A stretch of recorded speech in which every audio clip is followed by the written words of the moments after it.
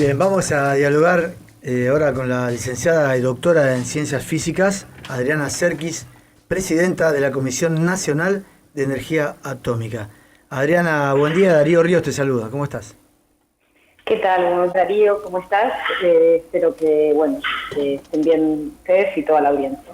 Bueno, mira, nosotros estamos festejando hoy, de alguna manera, nuestro programa 200, pero creo que hay otro clima en la Comisión de Energía Atómica, ¿no? ¿Están sintiendo algunos perjuicios de la motosierra? Bueno, yo creo que no estamos exentos de todo lo que ocurre en el país, en particular en todas las organizaciones e instituciones que dependen del Estado Nacional, como es nuestro caso. Nosotros somos parte de lo que es el Sistema Científico-Tecnológico Argentino. De hecho, somos una de las instituciones más antiguas, creada en 1950, y desde ese entonces creíamos que había una política de Estado que quería sostener, digamos, al sector nuclear, tanto sea por los beneficios que trae eso en cuanto a lo que es la investigación, desarrollo, innovación, en todo lo que es los usos pacíficos de la energía nuclear y sus aplicaciones, como también por la importancia que tiene a nivel geopolítico y lo que nos permite a nivel, diría, de un montón de situaciones a nivel mundial, en el cual tener la potestad de poder tener conocimiento en el sector nos abre muchísimas puertas. Sí, Argentina es un país que se ha caracterizado no solamente por los desarrollos a nivel nacional, sino también a nivel internacional. Exactamente, digamos, se caracteriza por tener una cierta relevancia tanto en la región como a nivel internacional. De hecho, algunos de nuestros proyectos están, diría, picando punta en cuanto a los desarrollos y en cuanto al reconocimiento que tienen. Y sobre todo en un mundo que está pensando que en la transición energética, para lograr cumplir con los compromisos que tienen que ver con el cambio climático, el área nuclear se ha vuelto un área muy importante y digamos, tenemos mucho temor de estar perdiendo a nuestros profesionales más, digamos, los jóvenes que nos van a, digamos, es una especie de diría, de una pérdida inmensa en cuanto a la posibilidad de poder sostener esta actividad y seguir apostando a un futuro de un desarrollo basado en conocimiento, como es el área nuestra, ¿no? Lamentablemente ya estamos empezando a recibir muchas renuncias, más allá de que todavía, por suerte, desde nuestra institución no ha habido despedidos. Nosotros pensamos, siempre hablamos con muchas pymes y nos hablan de lo que cuesta formar una persona para trabajar en las empresas, y me imagino cuánto hay que invertir o cuánto tiempo demanda generar un científico para esta área. Y la verdad es que demanda muchísimo tiempo. No es solo la formación de grado que puede tener en alguna universidad, en cualquiera de ellas, las universidades públicas o nuestros institutos académicos, como son el Instituto Balseiro, el Sábato o el Bennington, en el cual tenés una formación de grado. Mucha gente después hace un doctorado, una especialización, requiere, digamos, el licenciamiento de parte de la Autoridad Regulatoria Nuclear, y después la práctica, digamos, en campo, como sería, digamos, en cualquiera de las instalaciones, tanto nuestras como de las empresas asociadas o de cuestiones del sector. Y lamentablemente la gente con 10, 15 años de experiencia, ya de por sí nos costaba retenerlo por la situación salarial, pero sin un proyecto de continuidad y sin una previsibilidad hacia futuro, todo eso se vuelve mucho más complejo. Así que la verdad es que tememos por los grandes proyectos, tememos por el futuro del país, en el cual esa apuesta que viene desde hace tantos años a ser un país con este tipo de desarrollo se quede trunco, ya sea porque, bueno, ya te decía, principalmente por la gente que se va, y como vos dijiste recién de las pymes, muchos de estos proyectos están teniendo contratos y subcontratos con muchas empresas, y muchos estaban calificando a su personal y a un montón de profesionales para poder ser proveedoras de estos grandes proyectos, que tienen a su vez la expectativa de poder ser proyectos exportadores. Con lo cual hay toda una cadena de valor acá, no es solo la propia Comisión Nacional de Energía Atómica, la propia CENEA, la que va a verse perjudicada siendo un organismo del Estado, sino también un montón de empresas públicas y privadas que son parte de esta cadena de valor. Adriana, ¿cómo estás? Lo saluda Gabriel Ríos Malán. ¿Qué tal, Gabriel? Quería consultarle, su situación, ¿usted había presentado la renuncia y no le fue aceptada todavía? No, todavía no, ya estamos igual en un proceso de transición. Esta semana, por primera vez, digamos, el secretario de Energía ya nos solicitó que empecemos unas reuniones con quienes serían parte de la nueva gestión, y yo tengo la expectativa de que si la semana que viene no hay un cambio real, o sea, que tenemos que esperar un decreto de Presidencia de la Nación que nombre a un nuevo presidente en la institución para que acepte mi renuncia, volveré a presentar de vuelta la renuncia. Además de haberlo hecho público, volveré a seguir insistiendo con mi tercera versión de renuncia. Está bien. En el caso del reactor Karen, ¿ya hay una inversión de más de $5.000 millones? No, al revés. El reactor Karen tiene hasta el momento una inversión de $650 millones, faltan más o menos unos 200 para finalizarlo, y finalizarlo nos habilita no solo demostrar que sus mecanismos funcionan, sería el primer prototipo en su tipo en el mundo en funcionar, sino que se está haciendo un plan de negocios en el cual se harían Karens comerciales que podrían brindarle al país cada una de esas centrales que se venda unos $5.000 millones.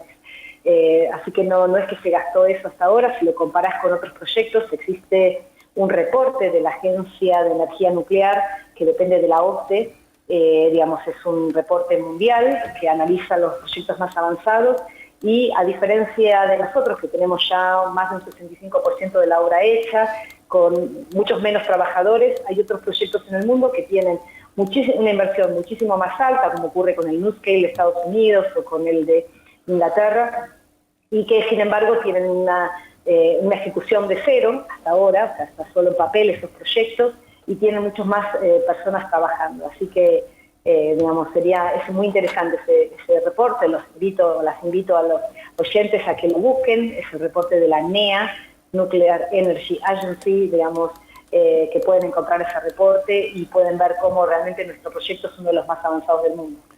En ese reporte es en el que se explica o se muestra de que Estados Unidos no tiene avanzado el proyecto, pero sí la parte de comercialización, y ese es el déficit por ahí en el caso del Karen. Bueno, eso era así el año pasado, en el reporte que presentaron el año pasado. El reporte que presentaron en febrero de este año ya califican al Karen como, digamos, ese casillero en el cual no había acuerdos comerciales. Ese casillero lo estamos llenando porque se hicieron muchísimos avances en acuerdos con muchos países que tienen interés en nuestro proyecto, ya sea en alguna de sus partes o en hacer algún tipo de acuerdo que permita, por ejemplo, a Alemania con Siemens poder, digamos, ponerse de acuerdo, a poder trabajar en conjunto. Así que, digamos, ese casillero que veníamos trabajando hace bastante tiempo en acuerdos que nos permita pensar que ese no solo es un lugar de inversión, sino que además esa inversión pueda tener acuerdos que nos permitan crecer a futuro. ¿Y esto usted se lo pudo comunicar a los funcionarios respectivos del actual gobierno o no? Sí, no solo se lo comunicamos, tanto en diciembre como en enero, cuando salió el nuevo reporte en febrero, sino que ahora en este periodo de transición, que es la primera vez que la Comisión haría una transición de este estilo, en el cual se piensa de que ciertas fracciones políticas, digamos, puedan estar ganando, me pareció que era necesario, más allá de que yo no acuerdo con la política nacional, con lo cual por eso desde entrada nunca quise continuar a cargo de la institución, sí me parece necesario hacer una transición ordenada, poder tratar de pasar esta información y que los proyectos continúen. Oye, ¿el Karen está en riesgo de la continuación del proyecto? Lamentablemente creo que sí, porque, digamos, o sea, en estos momentos hay que definir, de hecho, como el Karen se maneja con un fideicomiso y todos los fideicomisos quedaron frenados hace casi un mes que no se le puede pagar a ninguno de los proveedores. Entonces, hay muchos que ya se están queriendo retirar, estamos tratando de sostener esto hasta que se tome una definición que nos puedan destrabar la posibilidad de hacer los pagos de las deudas asumidas, al menos con el fideicomiso que ya existe, y que eso garantice, por lo menos que en este momento de coyuntura, hasta que se tome una decisión de cómo y cuánto y en qué ritmo se va a continuar con el proyecto, por favor no lo detengan, por favor se pueda retener lo que se está haciendo hasta ahora. Adriana, ¿hay alguna forma de medir lo que es el presupuesto anual? ¿Cuánto deberían haber recibido y cuánto recibieron? Bueno, sí, la verdad es que nosotros tenemos, como todos los organismos del Estado, hasta el momento solamente tenemos asignado para este año los créditos que corresponden a la ejecución 2023. Si hubo un 220% de inflación, quiere decir que ya de crédito para este año estamos abajo en ese porcentaje. Pero sumado a eso, y salió en una denuncia pública, que de todo lo que tenía que ver con la ejecución del primer trimestre habíamos recibido, si descontamos salarios, el 11%. Esta semana recibimos una cuota más, pero que de todas maneras no alcanzan ni al 40% de lo que deberíamos haber recibido en el primer trimestre, y ya estamos cursando el segundo trimestre. Con lo cual hay muchos de los gastos operativos que no se están pudiendo hacer, y estábamos en riesgo la semana pasada de que se detengan y que nos quiten el servicio las empresas que se ocupan de la parte de servicio médico, y eso implica detener completamente las operaciones, porque no podemos no complementar las legislaciones relacionadas no solo con seguridad y higiene, sino también radiológicas. Y la verdad es que, bueno, estamos como emparchando las situaciones, tratando de que el presupuesto, estirarlo y sacarlo de un lugar a otro, cuando los servidores de luz y de gas empiecen a cortarnos o empiecen a hacer amenazas de esas por falta de pago, no sé, digamos, espero que las nuevas gestiones puedan contar con el presupuesto que corresponde. Estamos tratando de justificarlo, enviar todas las reclamos y todas las consultas, tanto por vía formal como informal, para poder alertar sobre esta situación que nos tiene realmente muy, muy preocupados. Adriana, ¿y hay otros proyectos que estén en riesgo?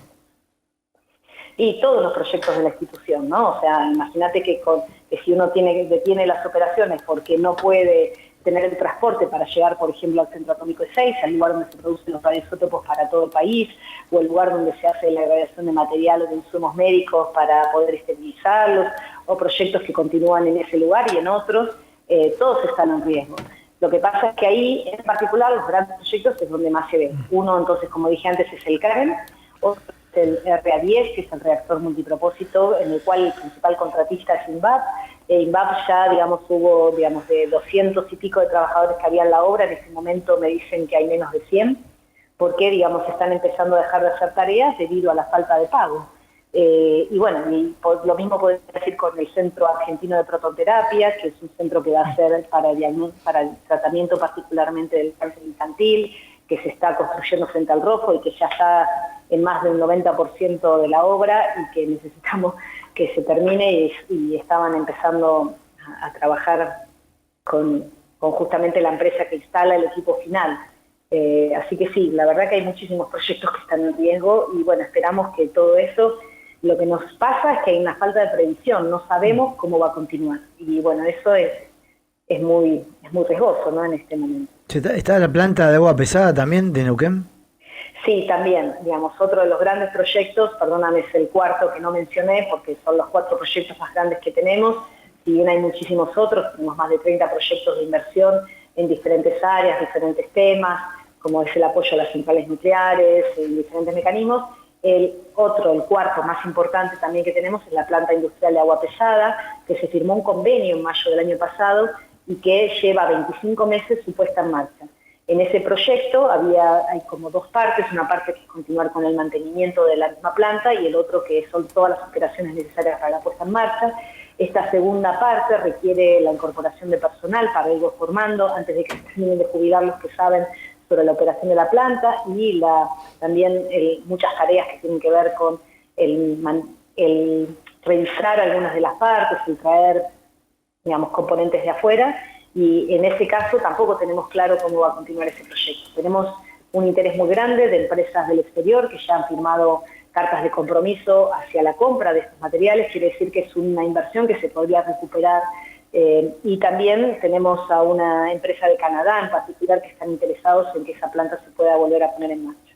Así que estamos trabajando fuertemente para poder hacer un acuerdo de entendimiento con esta empresa canadiense, pero mientras tanto hay que sostener lo que está, ¿no? Porque si lo dejas caer después es mucho más difícil. Bueno, Adriana, gracias por atendernos. La verdad que queda muy claro el incierto futuro de la Comisión Nacional de Energía Atómica, y también tu certeza de que vas a dejar el cargo en pocos días. Bueno, bárbaro. Muchísimas gracias, y bueno, esperamos que podamos visibilizar la situación, igual que las universidades nacionales, igual que muchos de los otros organismos. Todo esto es un ecosistema de ciencia, tecnología y educación que es necesario para que nuestro país pueda seguirse desarrollando en base al conocimiento, y con una parte agregada que creo que no se lo puede dar ningún otro sector. Así que bueno, ojalá que podamos sostener esto por todos los beneficios que eso va a implicar a futuro. Sí, porque no me quedó claro ahora, ¿hay alguna posibilidad de que vos continúes en el cargo? No, ya fue una decisión personal desde el 10 de diciembre, continúa firme en mi decisión personal y además entiendo que ya, digamos, estaría, digamos, en marcha la posible reemplazo, así que bueno, espero que eso sea así. Yo continuaré en la institución porque tengo un cargo de planta acá y bueno, seguiré trabajando para que estas cosas sigan funcionando. Bueno, te vuelvo a agradecer que nos hayas atendido y te deseamos lo mejor, por supuesto. Bueno, muchísimas gracias. Bueno, escuchamos a la presidenta de la Comisión Nacional de Energía Atómica, a Adriana Serkis, doctora, licenciada y doctora en física, una persona muy capaz, contándonos lo que está aconteciendo en esa área tan importante de nuestro Estado Nacional.